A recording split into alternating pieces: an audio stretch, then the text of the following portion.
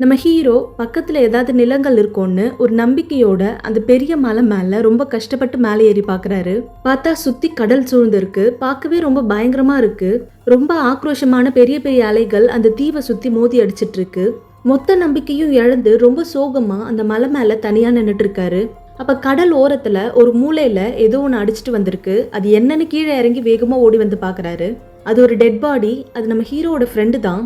தண்ணியில அழுகி போய் அந்த உடம்ப பாக்குறப்போ அவரால் தாங்கவே முடியல. அழுதுட்டே அந்த டெட் பாடியை தண்ணியில இருந்து இழுத்துட்டு வந்து ஒரு குழி தோண்டி அதுல அந்த டெட் பாடியை புதைச்சிட்டு மேல இருந்த பாறையில அவர் ஃப்ரெண்டோட பேரு, தோற்றம், மறைவு எல்லாம் எழுதி வச்சுட்டு அவ்வளவுதான் எல்லாம் முடிஞ்சிச்சுன்னு சொல்லிட்டு சோகமா போய் ஒரு மூலையில உட்காந்துட்டு இருக்காரு.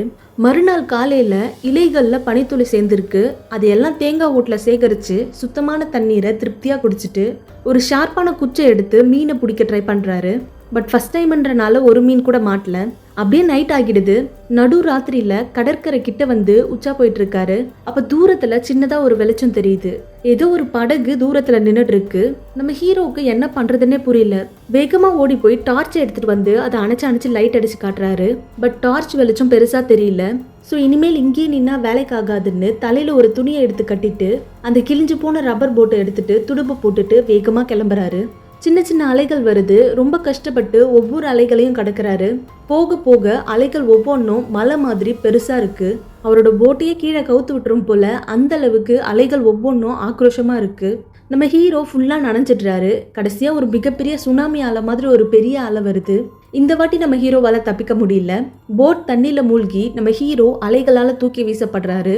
ஒரு பவளப்பாறையில அவரோட தொடையில ரொம்ப மோசமா காயம் பட்டுருது. வலி தாங்க முடியாம தண்ணிக்குள்ளேயே பயங்கரமா கத்துறாரு. ஒரு மிகப்பெரிய தோல்வியில மரண வேதனையில ரத்தம் சொட்ட சொட்ட அழுதுட்டே மறுபடியும் அந்த தீவுக்கே ரிட்டர்ன் திரும்பி வராரு. செஞ்ச முயற்சி எல்லாம் வீணா போச்சு. அது கூட தொடையிலையும் பெருசா காயம் பட்டுருச்சு. இதுக்கப்புறம் நம்ம ஹீரோ இந்த தீவுல இருந்து எப்படி தப்பிக்க போறாருன்னு தெரிஞ்சுக்கணுமா? அப்ப இந்த ஃபுல் மூவியோட எக்ஸ்பிளனேஷன் கீழே இருக்க லிங்க்ல இருக்கு. அதை மறக்காம செக் பண்ணி பாருங்க. தேங்க்யூ.